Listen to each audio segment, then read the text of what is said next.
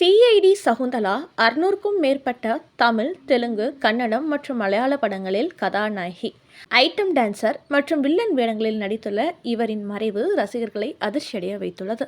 வசந்த மாளிகை படத்தில் குடிமகனே வெறும் குடிமகனே என்ற பாடலுக்கு நடிகர் திலகம் சிவாஜி படம் ஒவ்வொரு ஆடையாக அவிழ்த்து போட்டு ஆடும் அந்த ஆட்டம் இன்னும் ரசிகர்கள் நெஞ்சில் நீங்க இடத்தை பிடித்துள்ளது.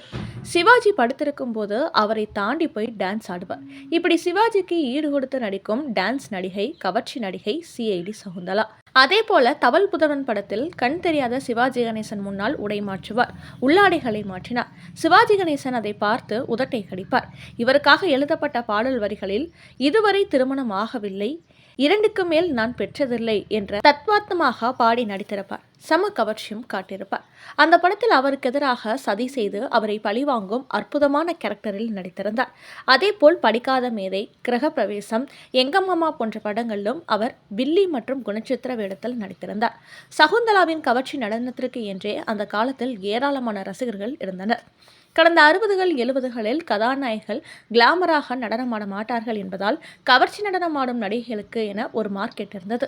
ஆனால் 80களுக்கு அப்புறம் நாயகிகளே கவர்ச்சி நடனம் ஆடியதால் தனியாக கவர்ச்சி நடனம் ஆடுபவர்களின் மார்க்கெட் சரிந்தது.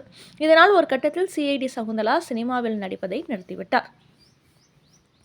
பாதியில் நின்ற சிவாஜி படம். வைர நெஞ்சம். இந்த படத்தில் நீராட நேரம் நல்ல நேரம் என்ற பாடல் வாணி ஜெயராம் சகுந்தலா ஆடும் ஆட்டம் ரசிகர்களை கிறங்க வைத்தது. சகுந்தலாவின் பிறப்பிடம் சேலத்தின் அரிசிபாளையம் என்ற பகுதியாகும். இவரது தந்தை அருணாச்சலமும் தாய் ராஜம்மாளும் பழைய தமிழ் படமான சகுந்தலாவின் பெயரை இவருக்கு வைத்தனர். இவருக்கு 4 சகோதரர்களும் 2 சகோதரிகளும் உள்ளனர். இவரது தந்தை திருவெரும்பூரில் பணிபுரிந்து வந்தார். சேலம் அரிசிபாளையம் என்பது நாடக நடிகைகள் நிறைய இருக்கும் இடம்.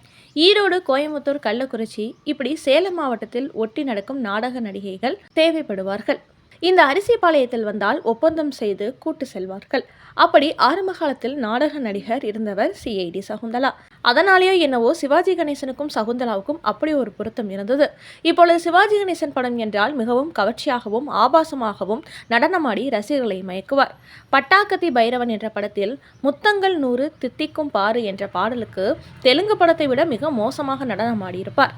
இவர் ஏனோ எம்ஜிஆர் படங்களில் இதே வீணை போன்ற குறிப்பிட்ட படங்களில் மட்டும் நடித்தார். சிவாஜி கணேசனுக்கு ராசியான நடிகர். நன்றாக கம்பெனி கொடுத்து நடனமாடிய சிஐடி சகுந்தலாவின் மறைவு வருத்தப்பட வைக்கும் விஷயமாகும்.